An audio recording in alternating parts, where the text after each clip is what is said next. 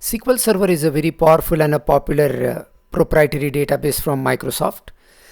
SQL Server Management Studio is the interface that we use to interact with the database to execute queries.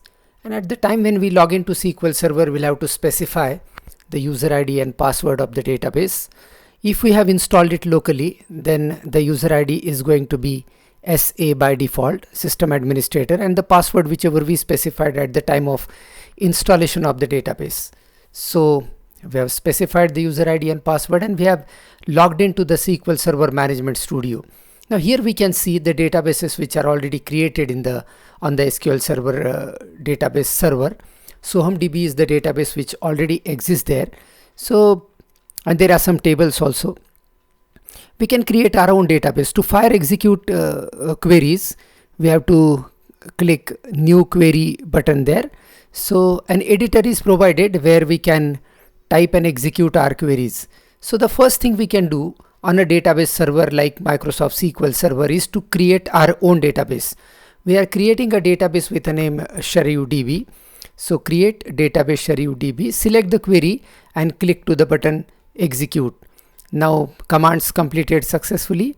That means the database is created, and now we can enter into the database and start working, start creating tables and start storing our data.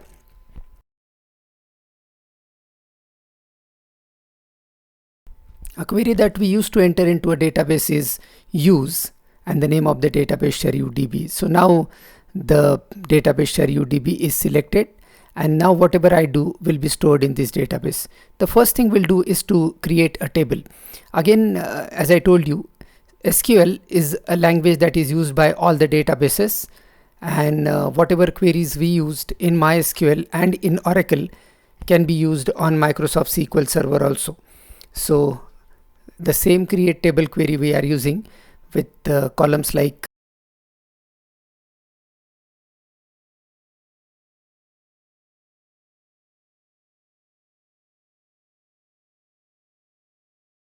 employee number, integer primary key, employee name, department as not null, post varchar 20, city, and here we are using a constraint default. So default say Mumbai, and a column like salary float, and here we are trying to use a constraint called check salary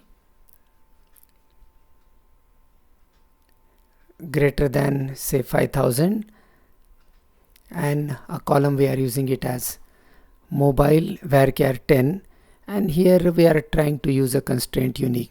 We have already discussed all these constraints and these queries. We are just trying it in another database, another popularly used database. So a table is created, and now we want to insert some data into the table. So the same insert query with the same syntax, we are using it in this new database. Insert into EMP values, and values for all the columns we are specifying. So the best thing about databases is, even if the database is changed, the queries don't change much. So if you are comfortable working with one database, you can easily work on other database. So we practiced all these queries on MySQL, and we are trying these queries on bigger databases like Oracle and Microsoft SQL Server, which are used at an enterprise level by biggest of the companies in the world. So we have written an insert query here, and again we'll select the query and we'll click to the button execute.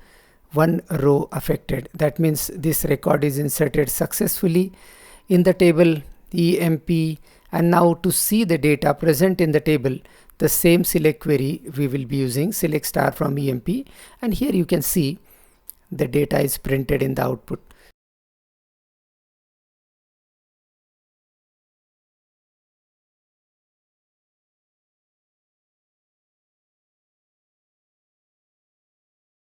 What I'm going to show you in this demo is the queries which remain the same even if the databases change. So the same queries which we practiced somewhere back in MySQL and Oracle, we are trying it in Microsoft SQL Server. So I've got two databases, ShareUDB and SohamDB. So SohamDB database has good number of tables with, you can see there are a lot of tables here, and there is good number of data, good amount of data also present in these tables. So we can try select star from accounts and execute. So these are the records present in the accounts table, and the same options of the select query like we used in other databases, and, or, not, between, and, order by, group by, in, like, all these options can be very well used with this database also. Let's try to create a procedure. Now we have seen that the syntax of creating a procedure in Oracle as compared to MySQL was a little bit different. Here also there is a minor difference.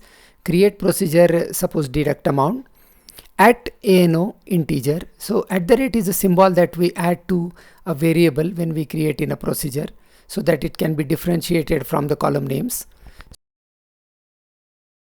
So two parameters we are using, ANO and AMT, and we are putting them in the update query. And update account set balance equals to balance minus amount where account number equals to ANO. This is what we have done.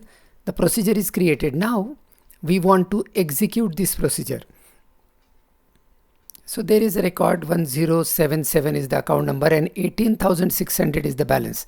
Let's try executing the procedure on this account. So previously we were writing an instruction call to execute a procedure, but here in Microsoft SQL Server there is a minor change. We are using execute and name of the procedure, and the parameters separated by comma. 1077 is the account number and 500 is the amount that we want to deduct from that amount.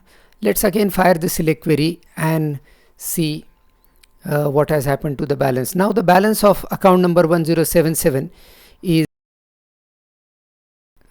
18,100. It is reduced by 500 rupees.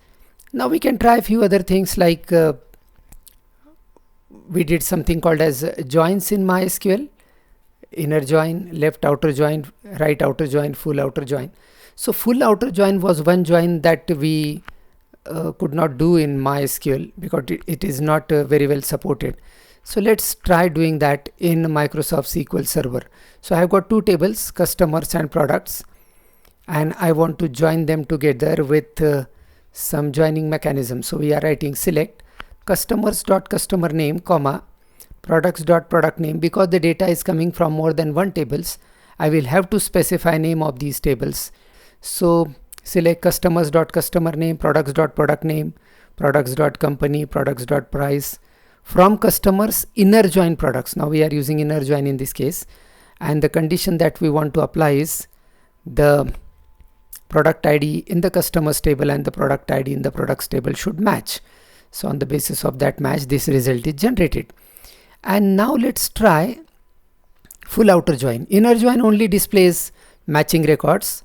Full outer join will display all mismatching records, like the record of Mohammed Salah. The product is missing, so a null record is added. And for a product like Volkswagen Vento, there is no customer, so customer is displayed as null.